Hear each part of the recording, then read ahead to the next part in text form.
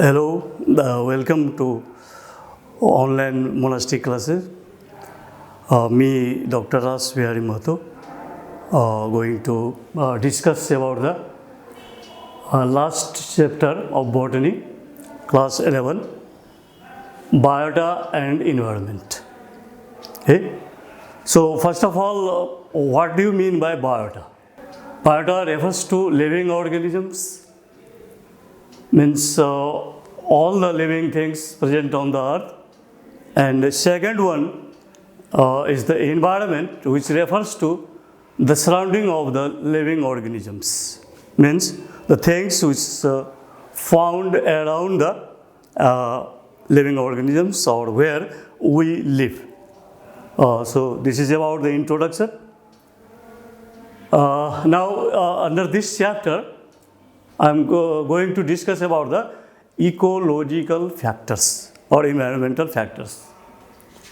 So ecological factors can be defined as the any external force, substance, condition which surrounds and affects the living organisms. Means कुनै पनि बाह्य शक्ति, वस्तु र अवस्था जुन जीवको वरिपरि हुन्छ र जीवलाई कुनै न कुनै रूपले प्रभाव पारिराखेको हुन्छ, त्यसैलाई हामी इन्भाइरोमेन्टल फ्याक्टर्स अथवा इकोलोजिकल फ्याक्टर्स भन्छौँ.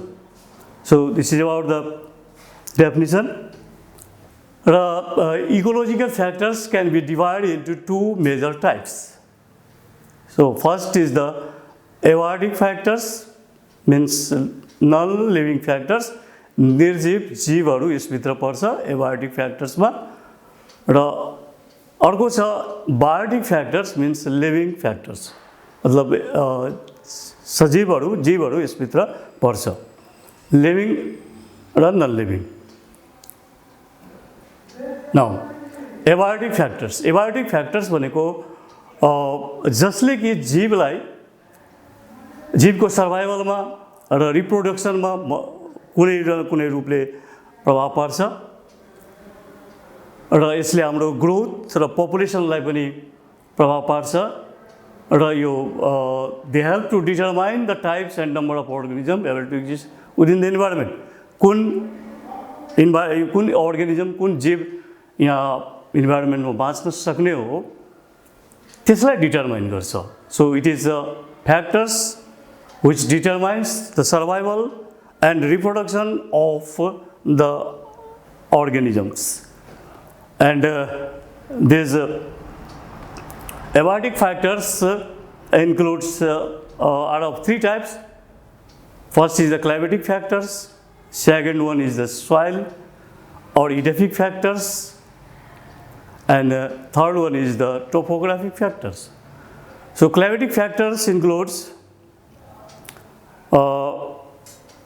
climatic factors which affect plant growth include light, water, temperature, humidity, aeration and nutrients. How these factors affect the living organisms are as follows. First of all, light. So light is essential for the photosynthesis and formation of chlorophyll and plant growth. So it is most essential for photosynthesis by means of which green plants produce food.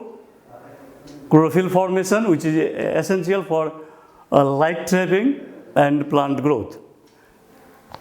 Second, light and temperature combinedly effect on the changes in the spring stimulate and break their dormancy and grow new leaves. Means light and temperature work together and they activate the living organisms to grow, as well as in plants especially to grow new leaves or produce new leaves.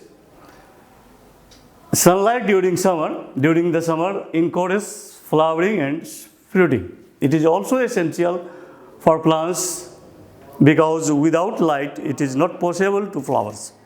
So it encourages flowering and fruiting also in plants. And last means the light is essential for growth, reproduction and distribution. So without light there is no possibility of growth of all plants and animals, as well as reproduction. It also essential for the reproduction because without light our reproductive organ cannot mature in time, and distribution of plants and animal also. Now next factor, abiotic factor, is the water. So water, as we know, it is essential for the survival of the living organisms. We cannot survive without water. Plants become stressed and die. So if we have a scarcity of water, then the plant become stressed and die. And even in the desert, plants also require water, but comparatively they require less water in comparison to the other plants. And water is in the soil breaks down. What is the function? How it function in for the plant? So it breaks down and dissolve minerals in the soil, and so the plants when they absorb water, the minerals also enters inside the cell or inside the plants. Now water and humidity in the air can encourage plant growth. So it helps in the plant growth, but too much water can kill plants. If any place, any soil is dammed with water, filled with water, then they may effect on the respiration and kills the plants. They cannot respire, they cannot take minerals from the soil, and thus it may cause death of the plant. So it's important to provide our plants with higher amount of water for their needs. So it is necessary to provide the plants with the right amount of water, what they need, not very less, not very much. Now temperature. Plants react to temperature by speeding up or slowing down their life process. So direct temperature effect on the plant's life by slowing down. If temperature is very low or very high, then they slow the growth of the plants, and all life process they affect. And second one, warmth encourages germination and growth. So if temperature is maintained, warmth means warmer regions help in seed germination and growth. Warmer temperature actually trigger chemicals reaction inside the plant cells. So as you know, all chemical reaction required water, aqueous condition. So it is not possible the chemical reaction without water, and thus it helps in the chemical reaction inside the plants, like transpiration. It speeds up transpiration. Transpiration means evaporation of water from the plant in the form of vapor. Respiration, as you know, is energy production process, and photosynthesis is the food production process. So water is required in photosynthesis as a raw material for photosynthesis. Now temperature. Plants grow more quickly during warm periods. Warm periods is favorable for the growth of the plants and every living organisms, and slow down or even become dormant during cool or colder periods. So colder periods adversely affect on the plant growth, and it slow down. Colder period means below 5 degrees centigrade or at the 0 degree centigrade is harmful for plants and other organisms also, and thus it slow down their metabolic process and cause adverse effects on the plants. Now humidity. Humidity means the amount of water present in air. and it also has a marked effect on the life of plants and animals. So humidity levels are especially important in allowing the plant carry on with its metabolic process. So if humidity is maintained at above 50% in the air, then that is favorable for the plant growth. So the ideal relative humidity of propagation ranges between 80 to 95. So this is the most favorable humidity for the plant growth as well as animal growth or growth of the all organisms. For seeds germination, cutting means we use cuttings for the propagation of the other plants, and the region of 60% outdoors for budding, grafting and seedbed methods. So these are the percentage of humidity which affects markedly on plant life, and this process like seed germination, growing plants by cuttings and other process by budding, grafting and seedbed methods. Humidity also affect the warm and dry areas. In warm and dry areas, the level of humidity fall below 55% on hot summer days, making budding and grafting more delicate and requiring close monitoring. So this adversely affect on the plant life, and so it becomes difficult to grow in low humidity for the plants especially as well as animals also. Now aeration, as you know, every living organisms need air.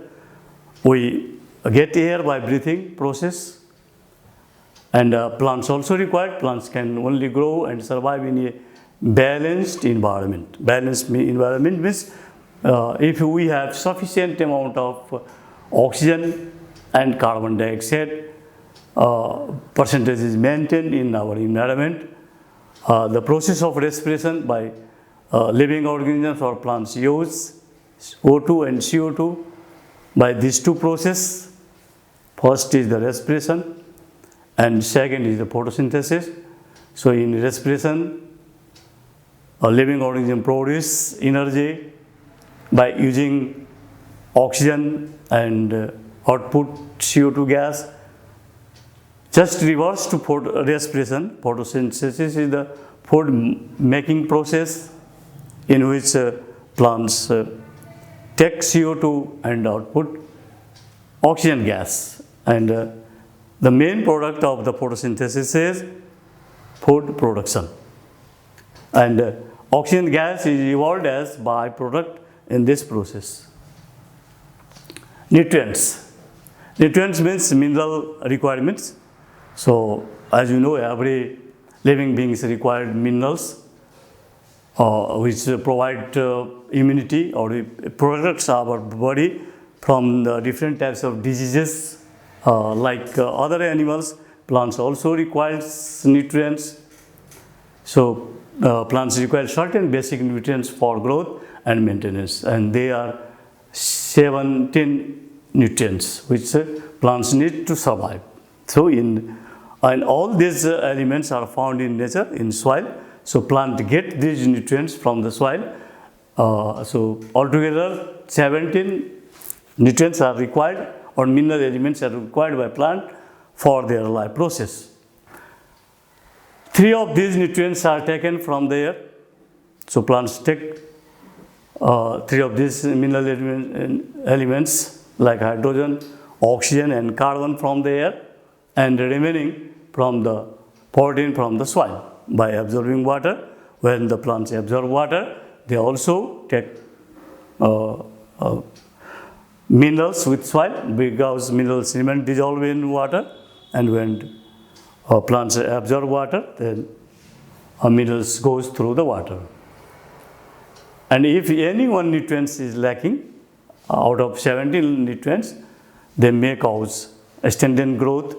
Stunted means slow growth, and may cause other types of diseases in plants and animal also. So nutrients is also most important abiotic factor, non-living factors for the plant. Now these nutrients are classified into two types: macronutrients and macronutrients. So this classification based on the amount required by living organisms. So some elements are required in large amount by plants and animal also, and those elements which are required in large amounts are known as macronutrients, and those which are required in less amount are known as micronutrients. So soil nutrients are divided in two categories based on the need. If we need more amount of nutrients, that is known as macronutrients, and if we need a small amount of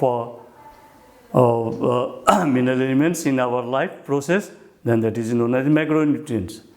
So, and macronutrients which is required in large amount include nitrogen, potassium, calcium, magnesium, sulfur and phosphorus.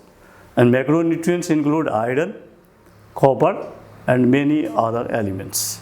So these are the elements altogether we use, our plants use. Our plant required 70 types of elements, and these elements are classified in two basic types based on the amounts required by plants. Thank you. Fixed for home and stay safe.